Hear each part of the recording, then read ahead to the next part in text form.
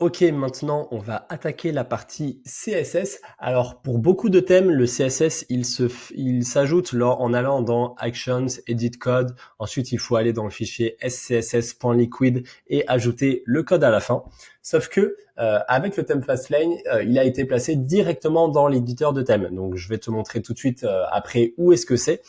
L'intérêt de cette méthode, c'est que lorsque Fastlane c'est un thème qui a beaucoup de mises à jour. Et à chaque mise à jour qui se passe, le code personnalisé qui sera placé à l'intérieur du code du thème sera effacé.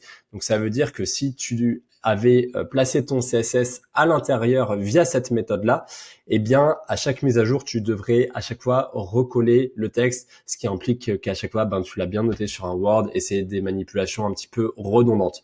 Donc, pour cette raison, le CSS a été mis en place directement dans l'éditeur du thème afin qu'il soit protégé et que finalement, tu n'aies pas de risque de perdre tes propres réglages CSS et que tu sois tout simplement tranquille.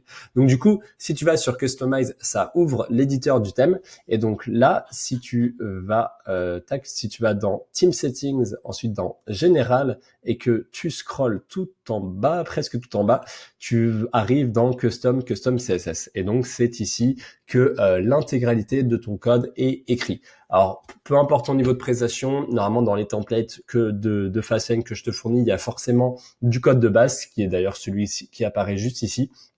En général, pour les formules premium, le code customisé apparaît en haut. Donc là, voilà, c'est tout cet élément-là. Et ils apparaîtront également dans tes fichiers. Voilà, si je vais là, ici, tac, voilà. Là, tu vois, dans les fichiers qui te sont remis, tu as un dossier HTML. Je triche un peu avec le nom, mais là, voilà. Après, tu as Custom CSS. Et c'est ici que, normalement, j'écris ton code personnalisé qui sera ajouté juste ici. Par défaut, il y a beaucoup d'autres codes qui est donc du code que j'utilise pour l'ensemble de mes sites. Et du coup, voilà, je pourrais te le présenter ici, mais c'est pas forcément la meilleure interface. Du coup, là, je te l'ai mis sur un petit Word. Et du coup, voilà, clairement, si tu l'avais sur un Word, ça donnerait un rendu comme ceci. Donc en fait, à chaque fois qu'il y a des petits éléments comme ceci, ça veut dire que c'est un commentaire. Donc c'est une annotation, c'est-à-dire que je peux écrire ce que je veux. Et du coup, l'intérêt, c'est de mieux structurer le code et de savoir quel élément est impacté par tel code. Donc là, tu vois qu'à chaque fois, je trie le code en fonction de plusieurs catégories. Donc d'abord général, ça va être vraiment soit les ensembles de la page d'accueil, soit les titres à chaîne, les éléments de liste, les éléments des paragraphes. Voilà, c'est des éléments vraiment génériques. L'accueil, c'est donc tout ce qui va concerner la page d'accueil.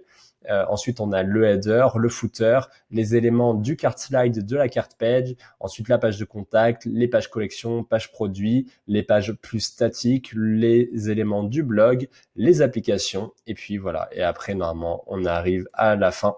Et du coup, pour chaque élément, à nouveau, je mets des petites annotations et j'écris le code tout simplement. Donc, c'est à peu près voilà, tout ce que tu peux retrouver à chaque fois. Et comme ça, sur le principe, tu peux tout à fait, toi, après, décider d'éditer le code CSS. Tu peux tout à fait, voilà, recopier tout ça dans un élément Word, te l'approprier et te dire, OK, ça me paraît intéressant à changer. Ceci, je vais pas le changer. Voilà, il y a vraiment plein de choses. D'ailleurs, si tu veux masquer, là, voilà, je t'ai dit que ces éléments, c'était des commentaires. Si tu veux, pour une raison ou une autre, supprimer ce code, mais tout en gardant le texte affiché dans le cas où si un jour tu voulais le réafficher, eh il te suffirait à nouveau d'écrire le commentaire. Voilà, ça c'est la balise un petit peu ouvrante, ça c'est la balise fermante. D'ailleurs, c'est ce qu'on a vu là, voilà ici là je l'ai fait, tu vois, ce code-là, il n'apparaît pas, il a été effacé. Donc voilà. Donc ça c'est pour ton info personnelle. Sache que tu peux vraiment faire ce que tu veux avec le CSS. Notamment, là, j'ai des questions parfois par rapport aux petites barres que je peux mettre sur les titres à chaîne ou à la couleur que j'utilise là pour la première lettre. Souvent, les personnes, mes clients, parfois, ont besoin de revenir dessus, par exemple parce qu'ils ont changé la couleur primaire ou qu'ils ont envie d'avoir un style différent. Du coup, je vais te montrer un petit peu tout ça. Je vais te le montrer par exemple pour le titre de la fiche produit et pour les éléments du gros de bloc qui peuvent être dans la page d'accueil. Donc là, pareil, voilà, si tu as ton Word, c'est très logiquement dans la product page que tous ces éléments se retrouvent. Et donc dans la product page, bon alors tu vois, c'est aussi l'intérêt de Word, ça me permet de mettre en avant certains éléments, et comme ça j'ai une meilleure lisibilité que sur l'interface de Shopify.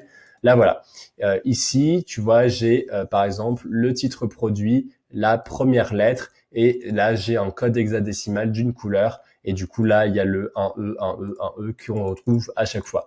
Idem pour la description de page produit, les H2. Alors les H2, c'est les éléments qui pourraient être ceux-ci là, les petits titres que je peux mettre au sein de la fiche produit. On a également là, voilà, pour les H2, la bande en bas. Alors la bande en bas, c'est justement cette bande là ici. Voilà, tu vois qu'à chaque fois j'ai utilisé la même couleur, et cette couleur par défaut c'est un E, un E, un E. Alors c'est une couleur grise très proche du noir, comme tu peux le voir juste ici. Et du coup, tout simplement, si je voulais changer la couleur, il me suffirait donc de changer le code hexadécimal. Alors le code hexadécimal, j'ai déjà fait des vidéos à ce sujet, mais tu peux aller sur ce site qui s'appelle htmlcolorcodes.com/fr/sélecteur de couleurs, et du coup c'est le meilleur outil que je connaisse. Du coup là tu peux gérer voilà le cercle chromatique, bouger après dans le plan, et ça te donne un code hexadécimal que tu peux copier-coller.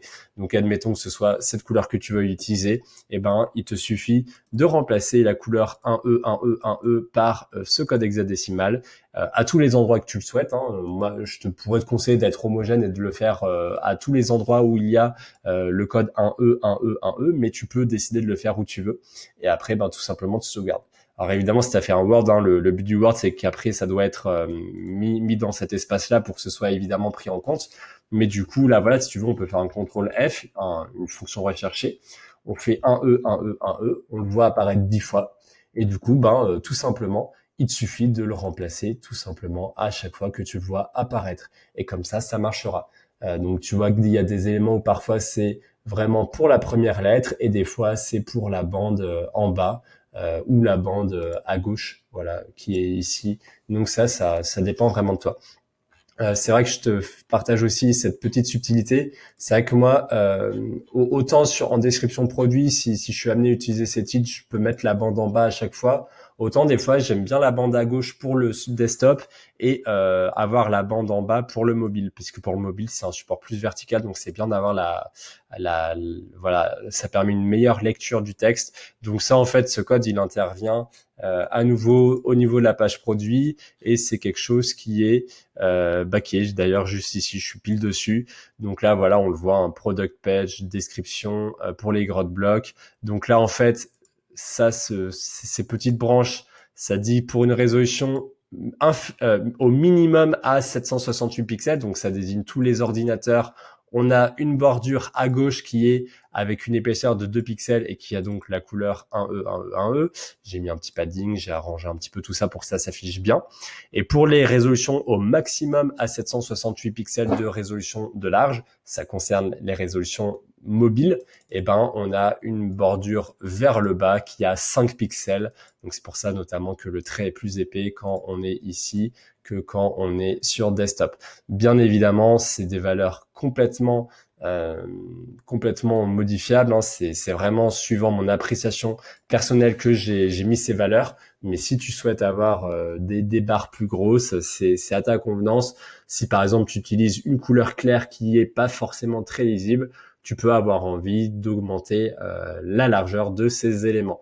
Voilà. Donc après, sinon, je peux te renvoyer vers d'autres ressources de CSS, comme ma chaîne YouTube, etc., où j'ai présenté plusieurs études de cas liées au CSS, ou à ma formation Business Branding, sur laquelle j'ai également mis en avant plusieurs études de cas liées au CSS, si tu veux être amené à le modifier par toi-même. Sinon, en tout cas, sache que peu importe la formule que tu as prise, ton site, il a été rendu suivant un design que j'estime professionnel. Donc si tu n'es pas spécialement un expert sur le HTML ou sur le CSS, je t'invite à modifier le minimum de choses et à me faire confiance sur les réglages que je t'ai donnés.